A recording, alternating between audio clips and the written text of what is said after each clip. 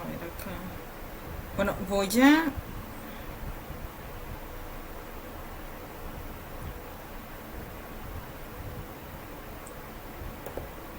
Voy a apagar la cámara de aquí.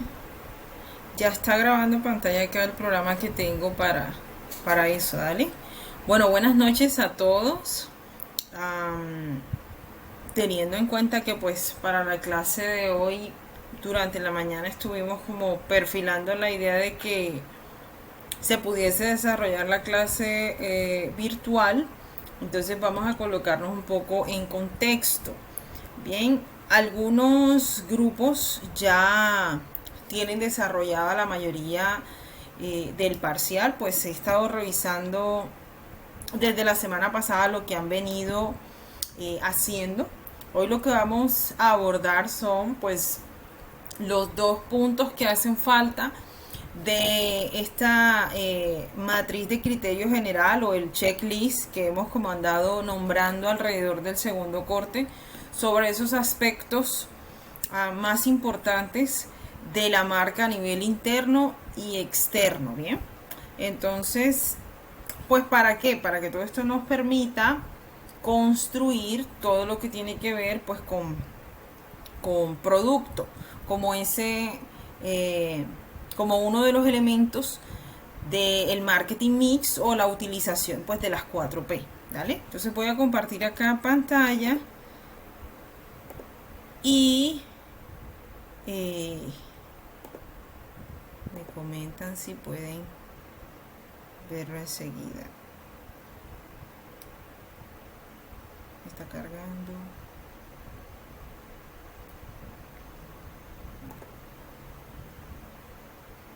Ok, yo creo que ya. ¿Se puede ver?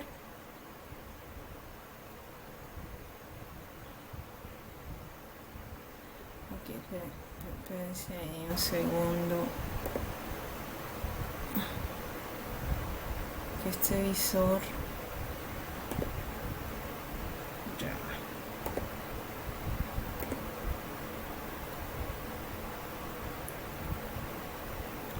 Ahora sí.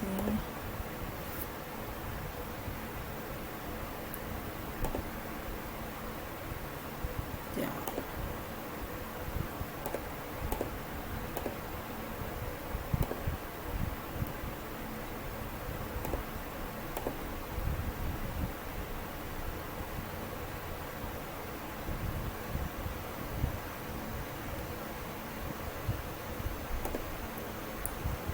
Bueno, chicos, entonces, los dos conceptos que nos hacen falta para poder completar ese análisis interno y externo que estamos haciendo pues a nivel de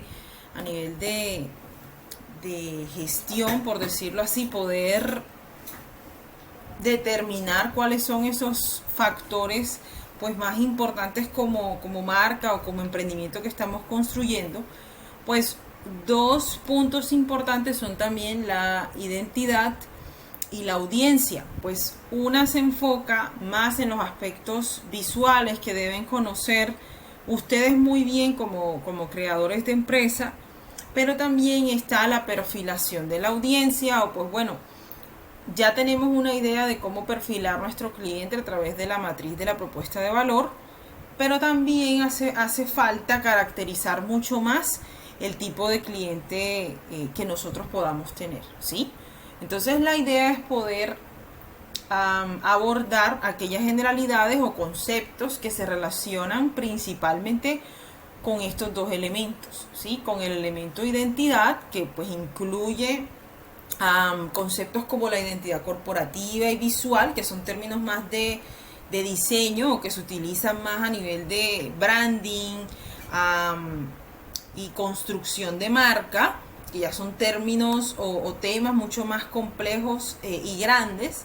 Y pues la audiencia, que habla de todo lo que tiene que ver con la segmentación, todo lo que tiene que ver con el perfilamiento demográfico, comportamental de un cliente o de un usuario que consume nuestro producto, ¿sí? Cuando nosotros hablamos de... ok, Cuando nosotros hablamos de identidad, pues nos referimos a lo que tiene que ver pues con el ser o algo que se relaciona directamente con la personalidad o el ser que representa una idea o algo en concreto como tal. Nosotros como individuos tenemos y construimos una identidad a lo largo de nuestra vida. Bajo esa premisa, pues las marcas construyen su ser o construyen lo que son mediante lo que saben hacer, mediante el producto que ofrecen y demás. Entonces toda esa estructura a la final, junto con otros elementos, termina creando distintos factores distintivos que van a hacer identificar una marca sobre otra o una marca de otra. Entonces pueden existir muchos productos que vendan lo mismo, pero dependerá de la identidad visual y corporativa de cada producto lo que cada marca pueda hacer ante los ojos de un usuario. Entonces, hay que apalancarse mucho de algunos factores que se derivan, factores y elementos que se derivan del diseño gráfico, del branding, para poder crear esos factores distintivos. Cuando se crea una marca, por lo general hay que pensar en el logo, pero para construir el logo, a veces se puede empezar, por ejemplo, desde qué símbolo quiero yo que me represente como marca, o si de pronto no va a existir un símbolo, sino que la letra en sí va a ser ese elemento que represente. Ustedes pues como creadores de marca podrían pensar en esas infinitas posibilidades, siempre y cuando cada una de ellas estén arraigadas a la identidad. Entonces, en el branding en general se habla de que una marca debe tener identidad y personalidad. Cuando hablamos de la personalidad, hablamos de los arquetipos, que son pues todas aquellas cualidades asociadas a la personalidad que definen la identidad de una marca o de algo más grande como lo es la arquitectura de marca. Pero pues bueno, cuando estén abordando las clases, por ejemplo, de branding, o si tienen una electiva disciplinar sobre eso, que yo sé que la tienen dentro de su carrera, van a conocer un poco más sobre esos arquetipos de personalidad que pues hablan precisamente de cuando una marca es sensual, cuando una marca puede ser exploradora, cuando una marca puede ser creativa o paternal o imperativa. O sea, hay muchas maneras pues bueno de hacerse ver ante los ojos de los clientes, ¿sí? La identidad corporativa pues habla de integra ese término de la personalidad, pero también integra otras cosas, factores que ustedes ya han ido como realizando poco a poco. ¿Cuáles? La misión, la visión de la empresa, la filosofía, los objetivos empresariales, las estrategias, los reglamentos. En términos de producto físico, la identidad corporativa no es más que un manual, ¿verdad? Literalmente, que contiene todos aquellos lineamientos de marca, ¿sí? Y todos aquellos elementos empresariales que constituyen corporativamente esa empresa o esa organización. Entonces es un libro que va a contener, por ejemplo, la marca Google va a decir: nuestro logo es cada uno de estos colores de la marca fue seleccionado bajo estos preceptos, la marca tiene esta personalidad, tiene esta misión, tiene esta visión, etc. ¿Para qué sirve ese documento? Sirve para cuando la marca necesita hacerse conocer, no solo ante los ojos de un cliente, sino por ejemplo,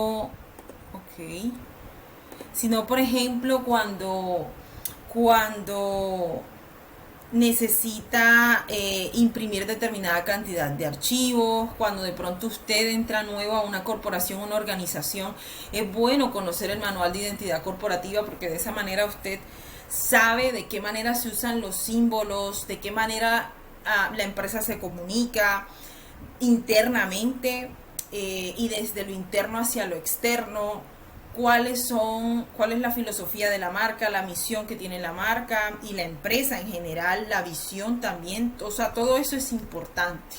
Lo que pasa es que, pues bueno, dentro de una organización, ese mismo manual te lo pueden hacer saber a modo discursivo. Si tú entras a una corporación, precisamente alguien que esté a cargo de talento humano te puede hacer saber todos esos lineamientos corporativos sin necesidad de mostrarte un manual. Pero si queda en ti, puedes entonces indagar un poco más sobre este documento. Por ejemplo, la universidad tiene el suyo dentro del centro de documentos. Allí se pueden encontrar no solo ese documento, sino otros asociados a la identidad corporativa y visual de esta organización, que es la Universidad Simón Bolívar, ¿sí? Entonces, el logo y todos sus derivados están integrados dentro de la identidad corporativa. Pero dentro de la identidad corporativa también pues está la identidad visual, que es como yo me hago ver, ¿verdad?, ante los ojos de este usuario, este cliente, esta persona que compra mi producto. Entonces, cuando una nueva empresa se crea, es necesario pensar en cuándo se debe necesitar una identidad corporativa, en qué momento se necesita. Cuando de pronto yo estoy pensando en un producto que tiene un nombre derivado o relacionado con la geografía o la localidad de donde es proveniente el producto. Por ejemplo, si yo estoy pensando en un producto cuyo nombre, cuya denominación sea Colombia, entonces debería pensar en, por ejemplo, cuáles van a ser la gama de productos que yo tengo, si de pronto esta empresa en un futuro se va a fusionar con otra. Entonces, si esas dos empresas que se van a fusionar van a tener los mismos o venden el mismo tipo de producto, entonces, ¿de qué manera yo a nivel de color, a nivel de forma, voy a incluso tener rasgos distintivos? Porque, pues bueno, se dice que las empresas de comunicación por lo general tienden a utilizar determinados colores, pero ¿qué pasaría si de pronto una empresa que vende ese mismo tipo de producto o vende comunicaciones utiliza un color diferente a lo habitual?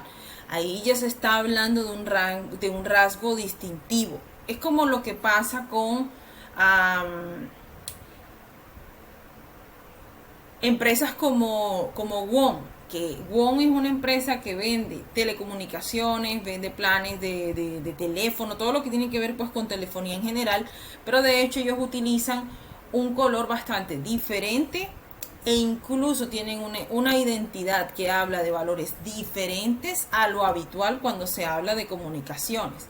Entonces, eso es a lo que yo les invito a pensar, a que bueno, si yo voy a crear una empresa, no importa que de pronto la empresa venda el mismo tipo de producto, hay que pensar en los rasgos distintivos, y esos rasgos distintivos no solo se van a ver en el prototipo del producto, sino en todos los elementos visuales del mismo, porque habla también desde la forma de lo que el producto es y de lo distintivo que puede ser ese producto ante los ojos de los demás. Entonces, ¿cuáles son los beneficios de crear una identidad corporativa y visual? La marca se hace más reconocible y hay una distinción sobre las demás. Hay una mayor idea de confianza. No es lo mismo cuando tú creas un logo, pues no sé, en Canva o en un generador de logo, a cuando tú te apalancas a nivel de diseño, pues con el área profesional que lo relacione o que lo haga para poder mejorar esa idea visualmente, o sea, que se pueda cumplir ese objetivo, que todos los elementos se puedan leer, que todos los elementos visuales sean reconocidos, ¿sí?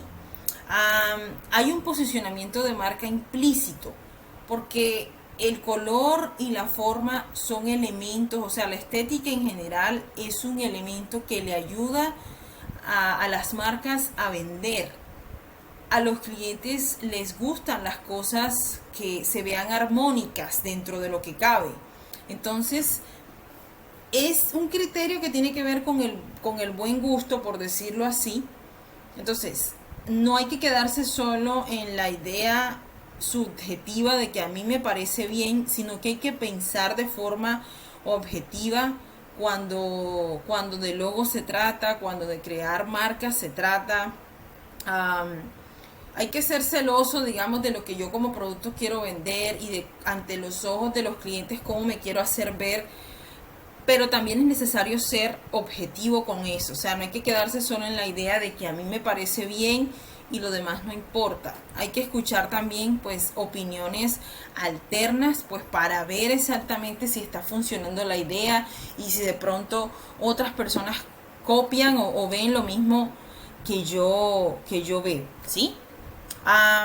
Hay ahorro de costos por estandarización. ¿Y eso a qué se refiere? O sea, yo me puedo ahorrar todo un gasto a futuro en cuanto a la identidad corporativa si desde un principio pues tengo muy clara cuál es mi idea a nivel conceptual. ¿A qué me refiero con esto? Si yo tengo claro que mi logo no va a ser algo escueto, que tiene un alto grado simbólico, es decir, que yo construí un logo pues pensando en una idea muy particular. Por ejemplo, Amazon se creó, como yo le decía creo que Keren la semana pasada que me comentó, Amazon, cuando Bezos creó Amazon, pensó en que este espacio iba a ser la biblioteca más grande del mundo, tan grande como el río Amazonas. Entonces, a partir de esa premisa se creó pues esta plataforma, este e-commerce, que pues, si bien es cierto, Amazon se deriva de Amazonas, pero no tiene absolutamente nada que ver pues si lo derivamos al tipo de productos que vende, o sea, vende de todo tipo de productos, pero sí se cumple la filosofía de que en este espacio se puede encontrar de todo, ¿sí? Y hay para todos.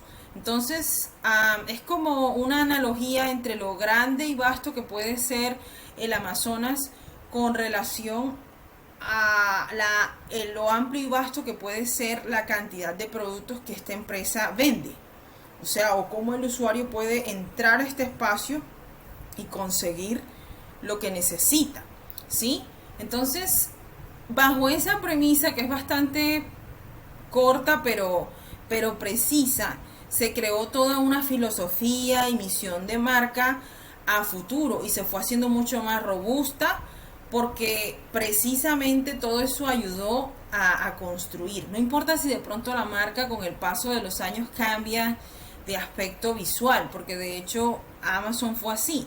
Fue una marca que pasó, que tuvo un logo muy particular en los 90, pero en la actualidad ya incluso pasó del naranja con negro al azul, un azul como claro con azul oscuro, ¿sí? Entonces no importa que de pronto a nivel de colorimetría tu marca cambie con el tiempo y se adapte a las tendencias, eso tampoco es malo, pero siempre tiene que primar la filosofía que yo hago, y esa premisa es mucho más importante construirla desde el principio, ¿sí?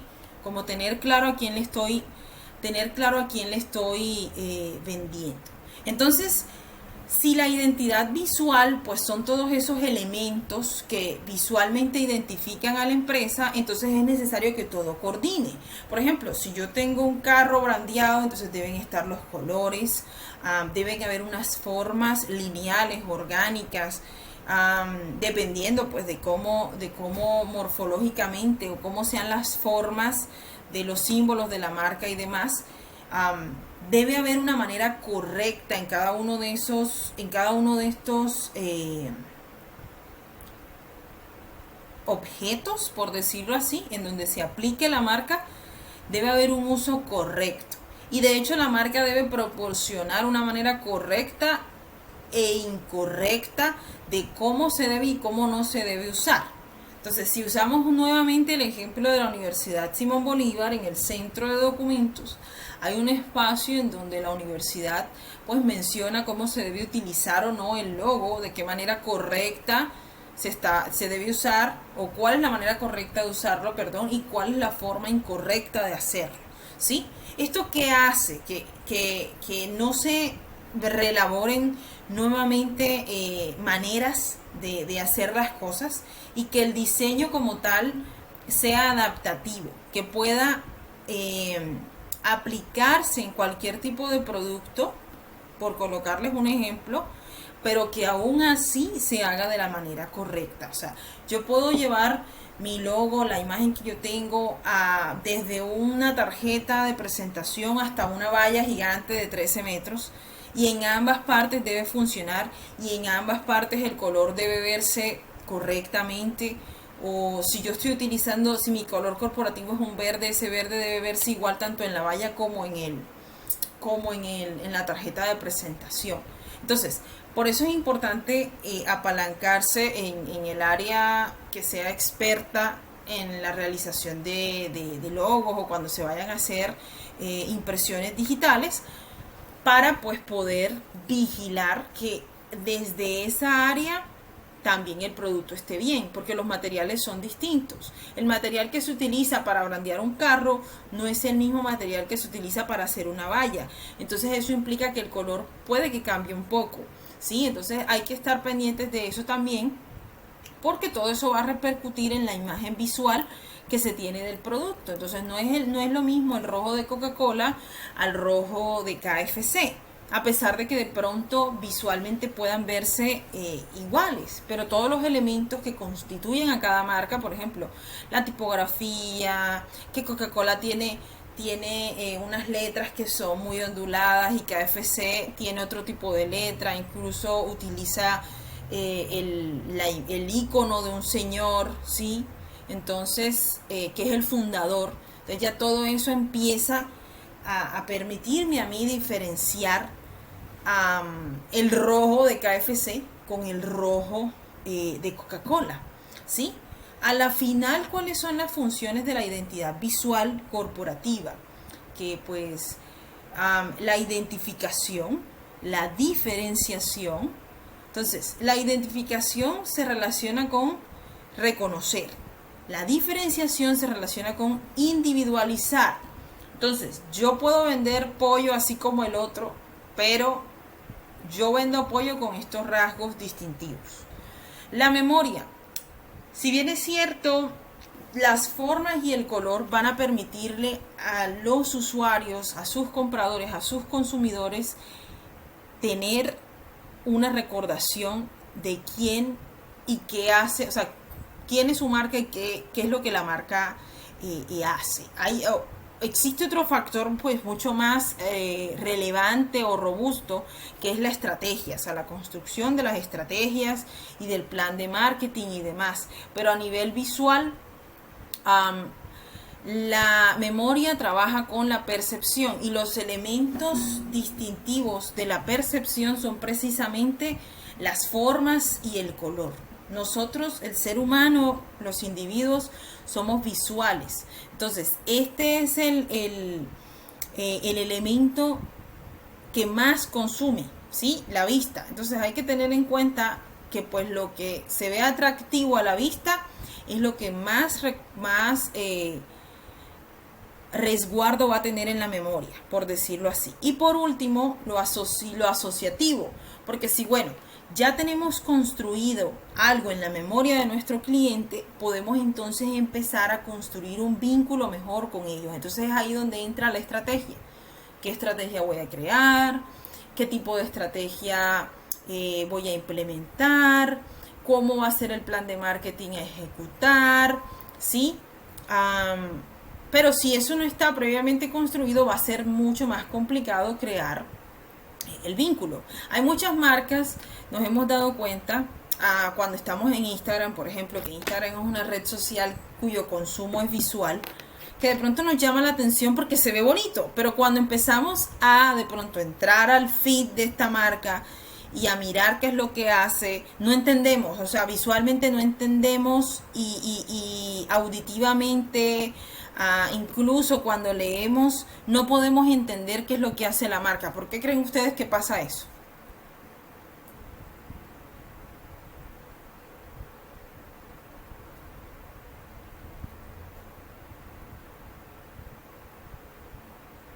Aló. ¿Por qué creen ustedes que cuando a mí me parece atractiva una marca en internet y de pronto yo le doy seguir y cuando, porque me pareció muy bonito lo que vi en primera instancia, pero cuando entro de pronto puede que me desencante o puede que siga allí? ¿Qué creen ustedes que pasa?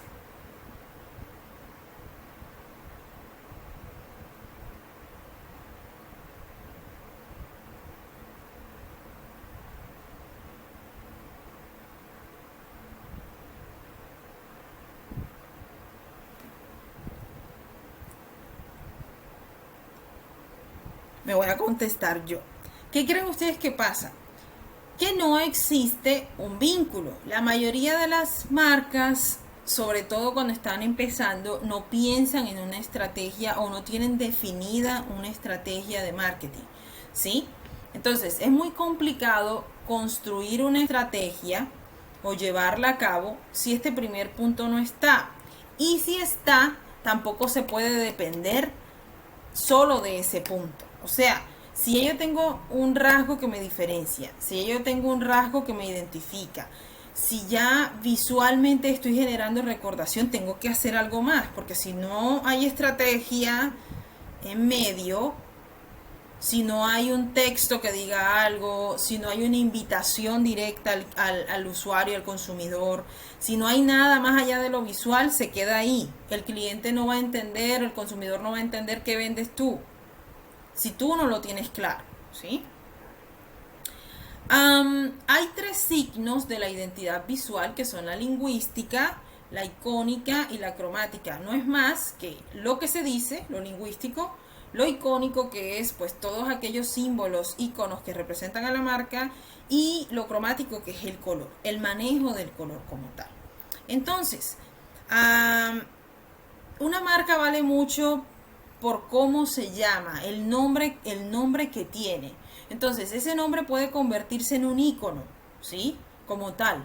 O puede ser algo que llame la atención más adelante. Por ejemplo, Coca-Cola es una marca cuyo logo está construido solamente por letras, pero es tan interesante la manera en cómo está construida que con el paso del tiempo este fue un elemento que se convirtió en un ícono de la cultura popular, lo mismo que McDonald's. O sea, ¿qué se convirtió en McDonald's como un rasgo icónico? ¿Sí? O qué le permitió a McDonald's volverse icónico, más allá de pues toda la estrategia comercial, que pues es súper interesante, pionera a nivel empresarial, con aquello de las franquicias y demás, es también la analogía que se hizo entre esta M, que es oriunda de quienes fundaron la empresa, y pues todo lo que tiene que ver con la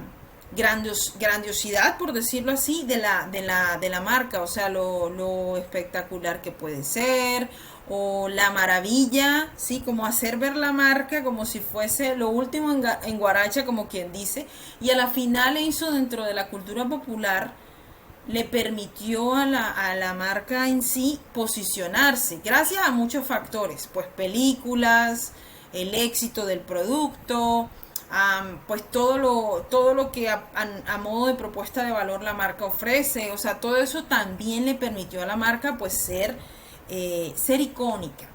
Y el color también, el estudio del color, pues todos esos factores fueron ayudando a ser más robusto hacer más robusta esa identidad corporativa y visual de estas marcas en particular. Así pasa pues con Hewlett Packard o con HP, ¿sí? A nivel de color fue de las primeras marcas que utilizó el azul para emitir, por ejemplo, sensaciones como o emociones como la confianza, la seguridad, la confiabilidad, relacionado pues directamente con la tecnología, ¿sí? Entonces, hay muchas marcas, no solo estas tres, que ellas en sí mismas se han convertido en íconos de la cultura popular. Y eso es lo que deberían hacer pues las marcas en particular. Hoy en día estamos sobresaturados de muchas cosas, o sea, a nivel visual, a nivel de identidad corporativa, entonces es mucho más complicado competir. Sin embargo, se hace necesario que se siga trabajando como marca o cuando se va a construir una marca, que se siga pensando desde cuáles van a ser los elementos identificables, cuáles van a ser los elementos diferenciadores, todo eso en particular. Entonces, yo como marca puedo llamarme de muchas maneras. Entonces, hay un término que se relaciona pues con el hecho de cómo me voy a llamar, que es lo que se conoce como naming. A nivel general, hay marcas que se construyen pensando pues en un símbolo. Por ejemplo, Apple pensó en una manzana, American Eagle pensó en un águila, Puma pensó en un puma, Red Bull pensó en alas, por colocarles un ejemplo.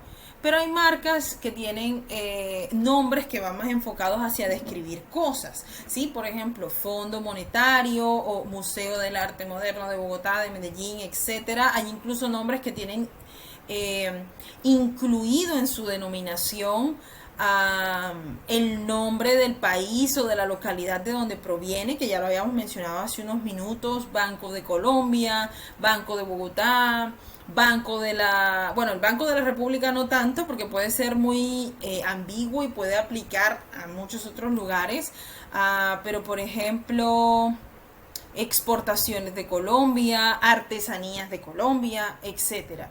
Están las contracciones o las siglas. Hay muchas marcas, por ejemplo, esta de tecnología, Gecko, marcas que digamos, al desglosarse, significa un conjunto de varias palabras o una oración completa, ¿sí? Como KFC y Kentucky Fried Chicken. Y existen otras marcas patronímicas o estas marcas que tienen que ver con asociaciones de apellidos. Por ejemplo, Prada, que viene de Miuccia Prada y los otros hermanos de ese mismo apellido.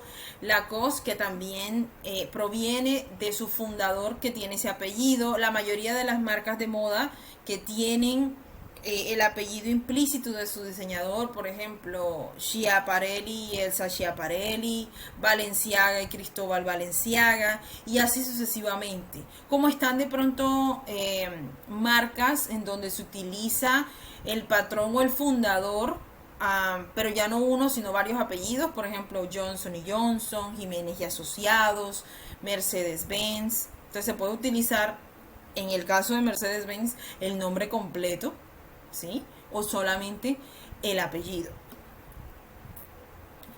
Clases de logos, ¿vale?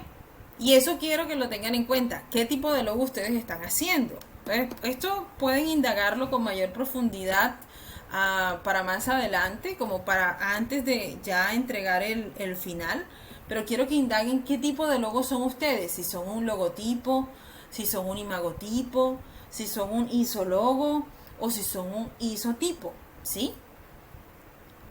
Yo les voy a dejar una tablita en el aula que tiene como ejemplos gráficos de cada clase de logos, para que ustedes también puedan ir viendo qué tipo de logo soy, teniendo en cuenta que al logo, el término logo, se le llama a todo lo que tenga que ver con marca, ¿sí? O sea, a todos los logos en general.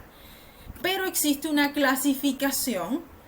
Por ejemplo, si de pronto yo estoy integrando un símbolo con texto, o si mi marca solo es texto, o si el símbolo no se puede separar del texto, porque hay marcas que son así, o si de pronto el símbolo o el icono sí se puede separar del texto. Entonces, dependiendo de eso, yo construyo el manual de identidad corporativa, integro la identidad visual de mi marca y demás, ¿sí? Entonces, ¿qué tipo de logo soy yo? Si de pronto ustedes, pues con el trabajo que están haciendo, en primera instancia, cómo han pensado y cómo han hecho materializado el logo. Algunos de ustedes están utilizando solo tipografía, otros están utilizando un icono o un símbolo y una tipografía. Veo que otros, creo que solo un grupo está como metiendo dentro del mismo símbolo el texto. Entonces no sé si es que lo están pensando los elementos por aparte o todo en uno. Ya eso depende pues de lo que estén haciendo, ¿vale? Entonces, acá tenemos ejemplos de logotipos. Los logotipos por lo general son tipos de logos en donde solo hay texto y no hay otra manera de representarlo. O sea, Nokia no tiene un símbolo que lo represente, aunque esto le permite también a los logos de las marcas navegar por estas cuatro clasificaciones. Algunas marcas lo hacen, otras no lo hacen. Eso depende de lo que usted quiera hacer, ¿sí? De pronto hoy en día se puede ver que Canon utiliza la C nada más como un elemento iconográfico, y que Google también lo hace pues con el simbolito de la G que integra los cuatro colores, teniendo en cuenta que este logo también pues ya evolucionó visualmente, pero se sigue manteniendo los usos de los colores, el mismo nombre y demás. Pero el logotipo pues se refiere a todos aquellos logos que están construidos con texto nada más y que no tienen otra representación. Por ejemplo, Coca-Cola solo tiene la representación logotípica, o sea, nada más son textos, nada más es texto, no tiene un símbolo que lo represente. Entonces están los imagotipos, que por lo general son logos en donde el símbolo va arriba y el texto va abajo. Miren que de pronto Adidas es una marca que ya utiliza su logo como logotipo y como imagotipo.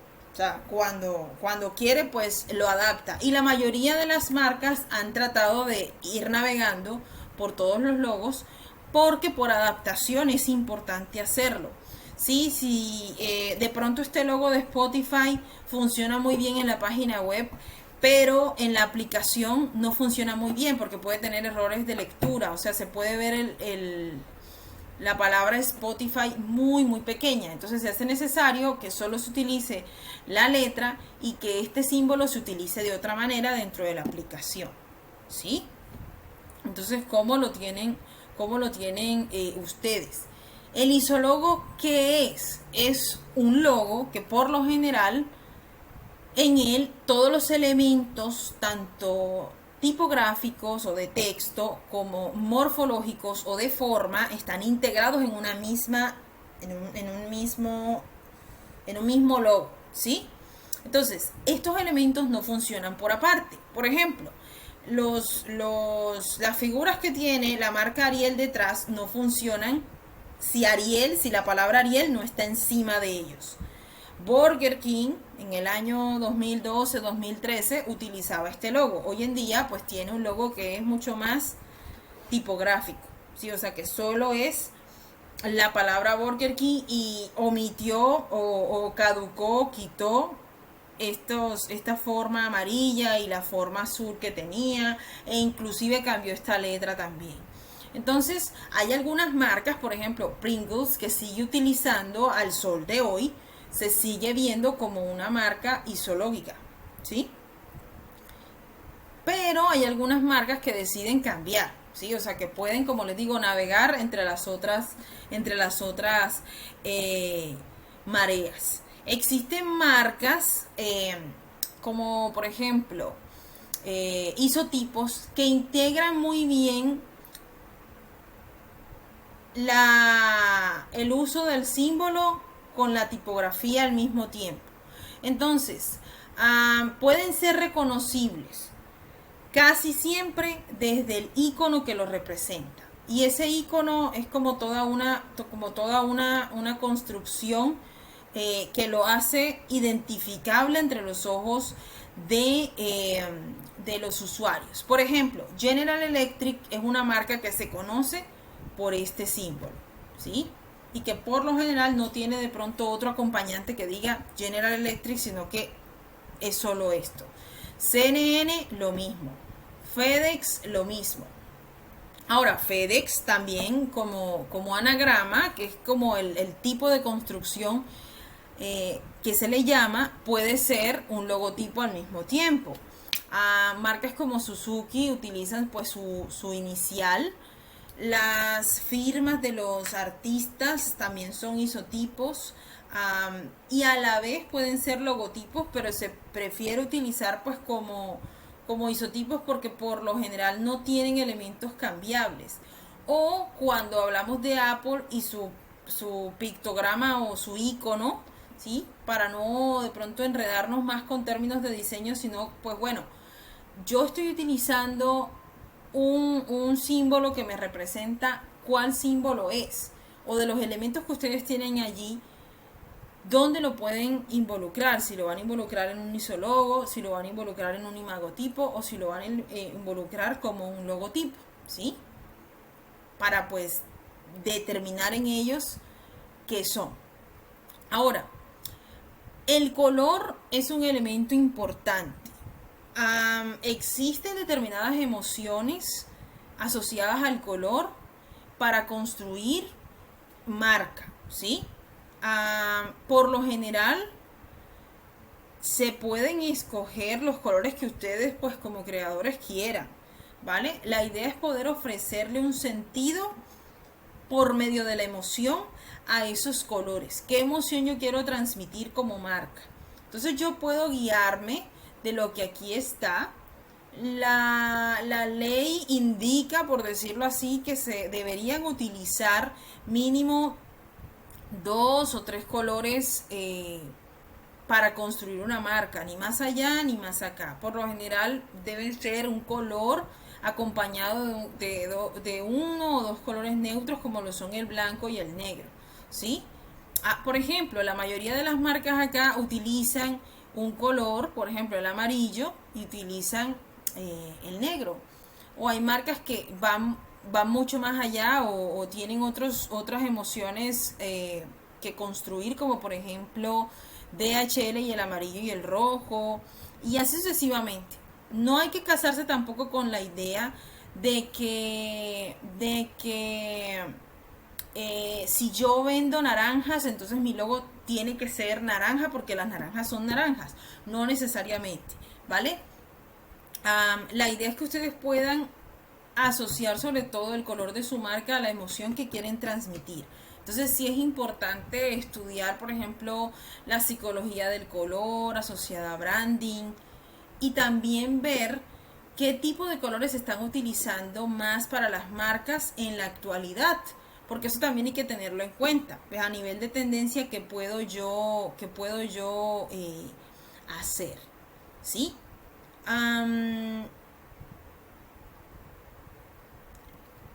La imagen corporativa a nivel general, ¿cuáles son los beneficios que que trae? La diferenciación y el posicionamiento, ¿sí? Lo que yo quiero hacer que mis usuarios memoricen de mí, para de esa manera pues yo poder construir un vínculo con ellos, ¿sí? Entonces, a nivel general, eso es lo que yo debo tener en cuenta cuando voy a construir una marca, ¿sí? Preguntas con respecto a identidad. ¿Qué preguntas tiene? O si está claro.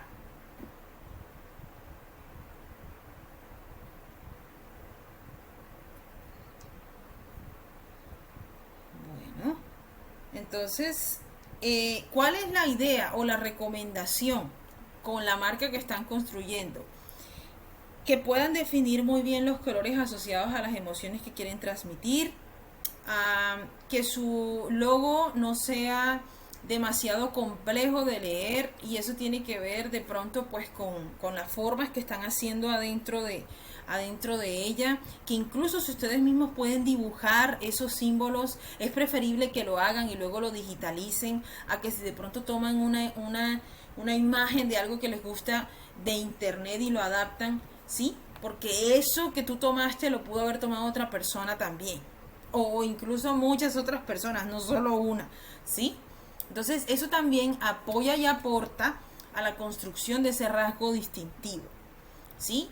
Y también algo muy particular del color es lo que les decía, de que no necesariamente si yo vendo comida rápida mi marca tiene que ser roja con amarillo, no necesariamente, ¿sí?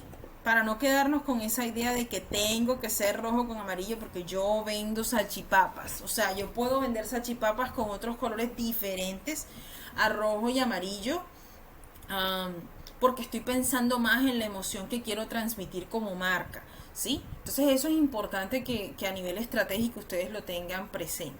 Y también que sepan cuáles son las modalidades que puede tener su logo. Por eso les digo, si yo soy logotipo, si soy imagotipo, si soy isologo, si cómo quiero que mi logo se adapte dependiendo de lo que yo vaya a hacer. Por ejemplo, el logo de la universidad tiene dos adaptaciones principales, la horizontal y la vertical. Es un isotipo porque tiene el símbolo, que es esta U con los arabescos que tiene alrededor, pero también tiene una construcción tipográfica. Entonces, ese logo puede funcionar tanto arriba el símbolo y abajo las letras, como hacia la izquierda el símbolo y hacia la derecha las letras. Entonces, tiene ese sistema de adaptación que junto con los colores corporativos reafirman y refuerzan esa identidad que la marca pues Simón Bolívar tiene y quiere hacerse demostrar ante sus consumidores, que son pues los estudiantes, o en general toda la audiencia que conozca a la universidad.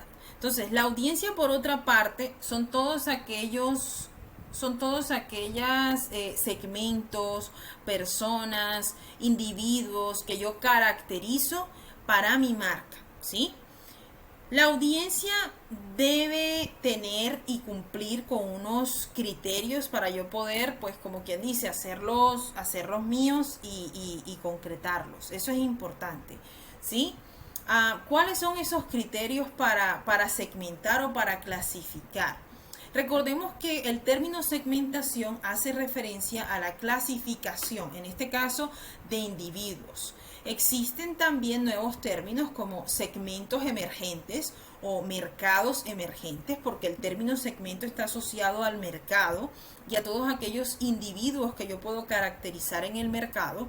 Si hablamos de lo emergente, son nuevos segmentos o nuevos grupos que no necesariamente han estado asociados a ese grupo de mercado. Es como cuando yo coloco el ejemplo de lo que hizo Bad Bunny, por colocarles un ejemplo, a nivel de segmentación por medio de la estrategia de marketing.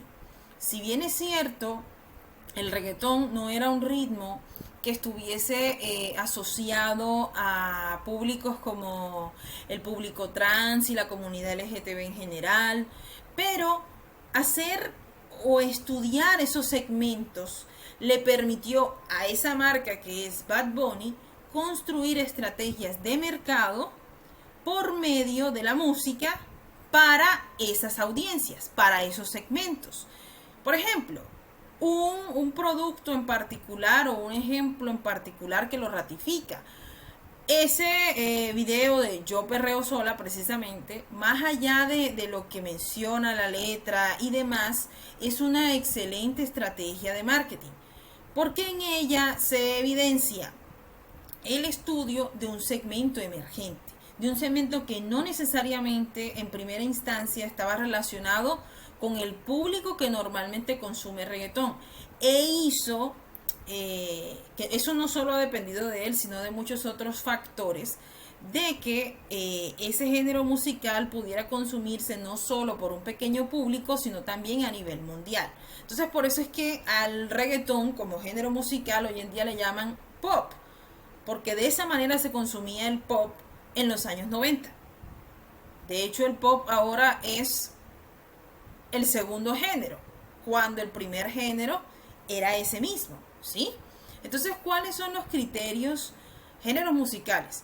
¿Cuáles son los criterios que normalmente se tienen en cuenta para segmentar un mercado? ¿Sí? La identificación, la receptividad, el potencial de mercado, la accesibilidad y la estabilidad. Cuando hablamos de identificación, hablamos de una pequeña porción del mercado potencial. Este debe tener unas necesidades en común que los diferencia del resto. ¿Sí? Usted como marca debe tener identificado un segmento. De pronto no totalmente analizado y perfilado, pero sí identificado. Receptividad. Determinar si el grupo seleccionado puede responder de forma favorable hacia el producto, ¿sí?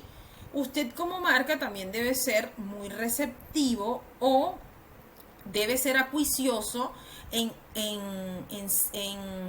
atender esas consultas, necesidades, inquietudes que pueda tener ese segmento. El potencial de mercado, poder ver si hay un número potencial de consumidores. Este debe ser lo suficientemente grande, porque si no, pues va a ser un poco o muy inútil lanzar un producto al mercado. Por eso se hace estudio de mercado antes de lanzar un producto, se hace una investigación de mercado antes de lanzar un producto, pues para poder determinar si ese segmento cumple con el potencial que yo estoy buscando. Accesibilidad, puesto que deben existir medios para llegar a esos potenciales consumidores. Yo como marca debo proporcionar esos medios, pero también el contexto puede servir como un medio, ¿sí? Y la estabilidad. Hay potenciales consumidores. La idea es que esos potenciales consumidores se mantengan y puedan permitirle a la marca crecer, ¿sí? Depende también de la estrategia que usted tenga como marca. Si no hay una estrategia pensada y si no se cumplen los factores anteriores, va a ser muy complicado esa sostenibilidad o ese mantenimiento que le permita a la marca pues crecer, porque si no, pues el ciclo de vida del producto va a ser corto. ¿Cuáles son las formas de segmentación más habituales? Está la demográfica, la psicográfica y la comportamental. Entonces, dentro de la demográfica está la geográfica y la socioeconómica.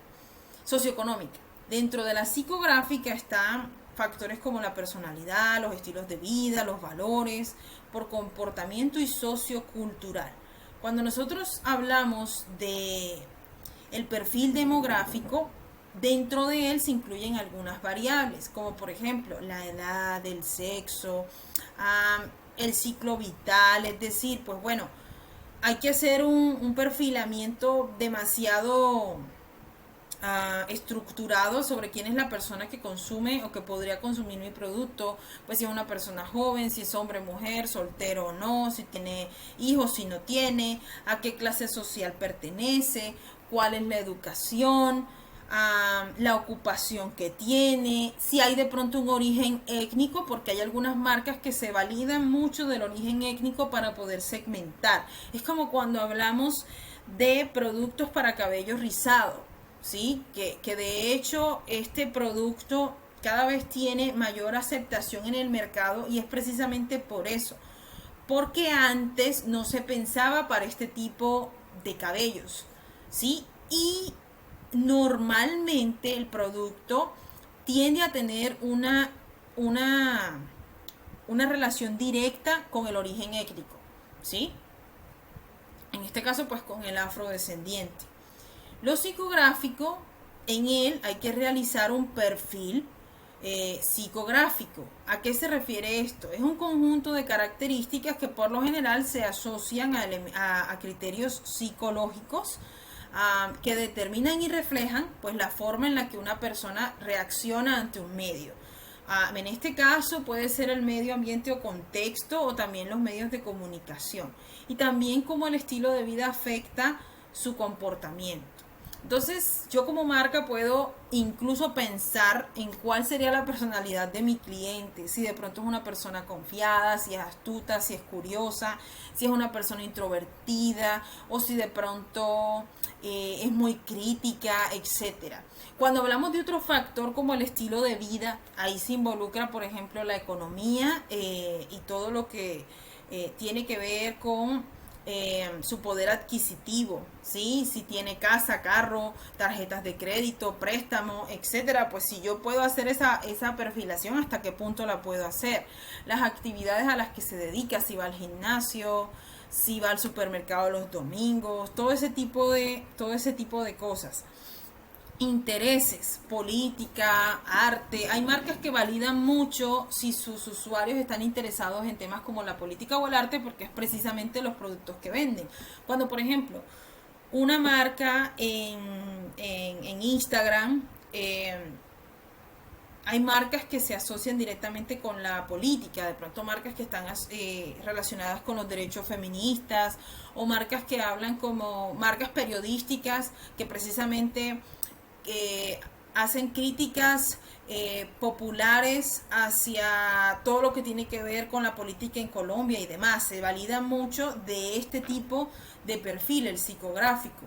Las opiniones, por ejemplo, si es una persona conservadora, ortodoxa, si de pronto tiene un concepto más capitalista de lo que es la vida y cuáles son pues sus valores en general, ¿sí? Por último está el comportamiento o lo comportamental. Aquí lo importante es que como marca yo pueda integrar los beneficios deseados. Por ejemplo, costos, calidad de vida. Si de pronto ya yo estoy hablando de comportamientos de compra, o sea, cada cuánto, si usted está hablando de productos como productos de skincare o productos para el cuidado del cabello, entonces, ¿con qué frecuencia un usuario necesitaría un tipo de producto como este? ¿Sí? En caso dado yo esté vendiendo ese producto. Este perfilamiento de audiencia, el de comportamiento, me permitiría a mí poder saber, pues, cada cuánto y cada tanto el usuario, el consumidor, necesita mi producto. Entonces, es como hacer un estudio de los hábitos que tiene el consumidor, ¿sí? Para saber de esos hábitos cuáles me pueden servir a mí como producto y de esa manera ofrecérselos a él. Y está pues la lealtad de marca, porque pues hay usuarios, consumidores que siempre compran el mismo producto, pero hay otros consumidores que no necesariamente consumen el mismo producto, ¿sí? Hay una matriz que reúne en la actualidad estos tres perfiles de una manera muy concreta. Pero antes de hablar de esa matriz, que pues algunos de ustedes la han escuchado, vamos a hablar de la clasificación de los estilos de vida, ¿sí? Entonces, ¿cuáles son? Vamos a hablar de tres específicos que son los integrados, los émulos y los realizados socioconscientes. El primero, que son los integrados, pues son personas o la masa o conjunto de personas que fácilmente son persuadibles. La idea es que yo pueda identificarme a mí dentro de qué grupo estoy, ¿sí? Normalmente los integrados son personas de una clase socioeconómica que se siente un poco desplazada, pero que a su vez es un consumidor que se deja guiar demasiado por las tendencias y que trabaja mucho con ese instinto de imitación. Si bien es cierto, todos como consumidores podemos imitar lo que vemos en la publicidad y demás, pero no todos imitamos de la misma manera, porque hay personas que pueden cuestionar eso que imitan y decidir si lo van a hacer o no, pero hay otros que ni siquiera se preguntan eso, ¿sí?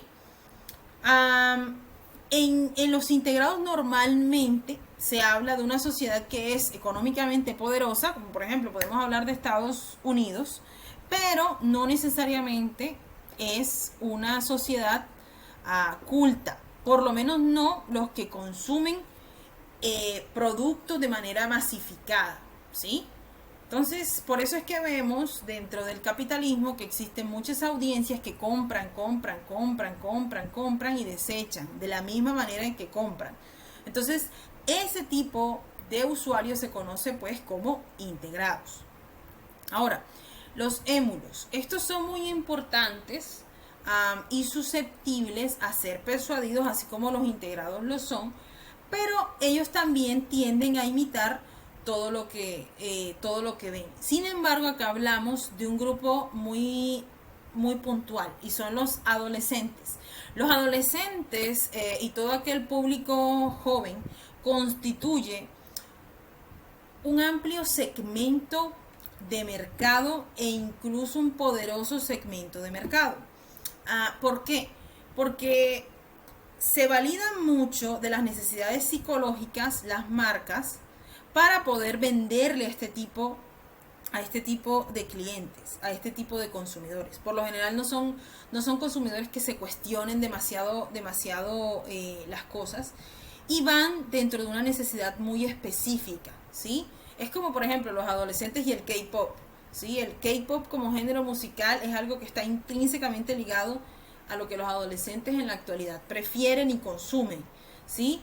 No, de hecho, pues todo lo que tiene que ver con K-pop en la actualidad está basado con ese concepto de los grupos pop masculinos y femeninos, que eso es un tema que ya viene de antes, o sea, que viene, digamos, se hizo mucho más popular en los años 80, 90, con los Backstreet Boys, con Boys to Men, etcétera.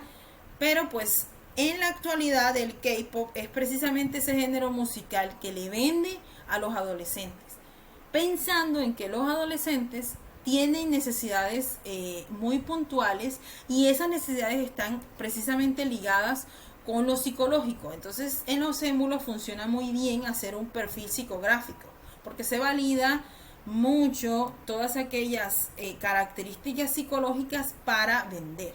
Y por lo general, el adolescente se deja impresionar mucho del sexo opuesto. Entonces, por eso, si utilizamos el ejemplo del K-pop, funciona muy bien cómo estos grupos musicales femeninos están directamente ligados a públicos masculinos y cómo los grupos musicales masculinos están directamente enfocados hacia públicos femeninos, ¿sí? Los realizados socioconscientes es aquel público que tiene criterio. Entonces están a la defensiva porque precisamente ellos cuestionan lo que consumen, ¿sí? Y si van a invitar algo es porque finalmente lo decidieron así y no porque se dejaron llevar. Por lo general es un grupo que reflexiona de pronto sobre lo que compra, no de pronto en todas las ocasiones, pero sí la mayoría de veces, orienta sus decisiones de compra de acuerdo con su bolsillo, de acuerdo con la función del producto, la calidad que tiene el producto, si el producto lo satisface o no. Tiene una amplia relación con eso. Si el producto cumple con sus expectativas, ¿sí? Desde todo sentido, desde el sentido económico, desde el sentido de función, etcétera. Entonces las necesidades psicológicas aquí no son tan altas o no son tan tenidas en cuenta porque no se va a pensar en un producto que los impresione, sino que se piensa en un producto en un producto hacia los hábitos que este consumidor puede tener, ¿sí? Entonces, digamos que a nivel general, los realizados socioconscientes son aquel tipo de cliente que tiene muy claro qué quiere. Entonces, para impresionarlo hay que basarse de otras cosas, como cuáles. Este producto que yo te estoy vendiendo cumple con las necesidades que tú requieres. Por lo general esas necesidades están relacionadas con tus hábitos, ¿sí? O con tu estilo de vida en particular. Entonces, aquí lo tienes. Es un producto accesible por el precio, pero también es atractivo, tiene buena calidad, etcétera.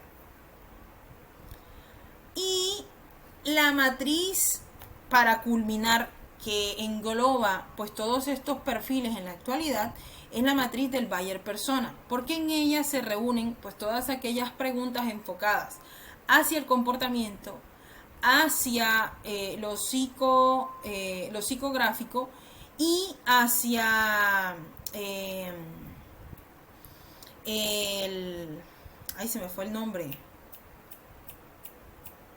hacia lo demográfico, ¿sí? Entonces, en esta matriz yo puedo saber edad, rangos de edad, localidad, ciclo de vida, si es una persona joven, si es una persona adulta, etcétera. Puedo saber datos psicodemográficos, por ejemplo, todo lo que esté enfocado hacia necesidades, emociones y demás, pero también puedo agregarle datos o características que estén relacionados con hábitos de consumo, comportamientos enfocados hacia un producto, ¿sí? Y demás. Entonces, esta matriz es interesante que la puedan abordar para aplicarla en su trabajo, ¿sí? Entonces, nosotros no necesariamente dentro del parcial la estamos abordando, porque en realidad ustedes la están integrando dentro del checklist. Entonces se trata como de, bueno, a nivel de identidad, que estoy haciendo, y a nivel de audiencia, que estoy haciendo de forma general. Solo tomen esto que vimos hoy como una herramienta que les puede ayudar a perfeccionar lo que a nivel de logo están haciendo y lo que a nivel de audiencia quieren tener, pues como público que consume su producto, ¿sí?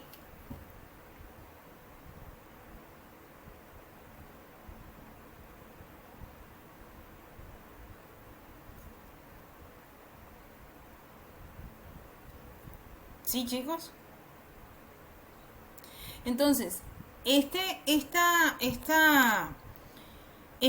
matriz, como les digo, es opcional, pero pues la pueden aplicar para perfilar mucho más. De hecho, ya la matriz de la propuesta de valor tiene un perfil bastante claro de quiénes son sus clientes, pero este es como para caracterizarla mucho más en cuanto a estos valores que pues ya hemos mencionado, ¿sí? Entonces recuerden que si tienen alguna duda o inquietud me pueden escribir durante la semana, que en la medida de que yo pueda pues puedo responderles, teniendo en cuenta que pues yo la entrega del parcial no la voy a dejar el lunes festivo, sino el martes, bien, para que estemos como pendientes del tema y que no entre pues el lunes festivo, que pues son vacaciones, ¿no? Entonces ya el martes como tal, el martes 18, sería la entrega de nuestro parcial. Si lo tienen antes, perfecto. ¿Vale?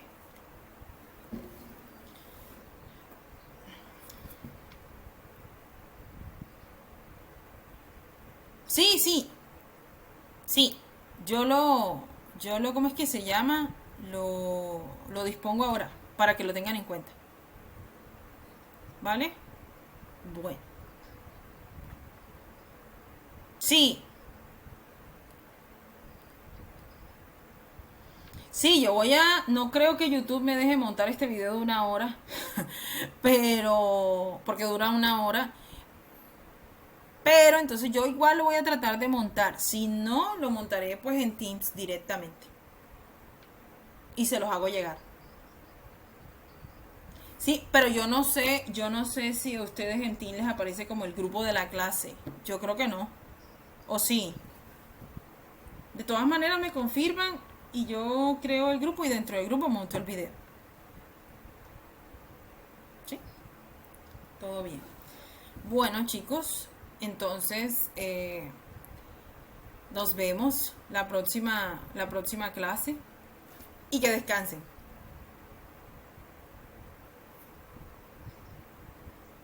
Chao.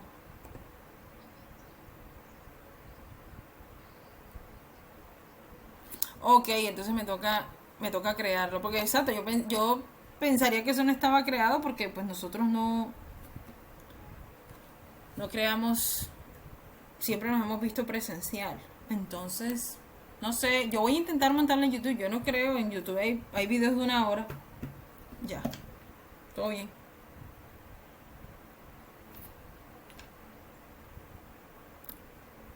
Dale, todo bien. Todo bien. Chao. Igual.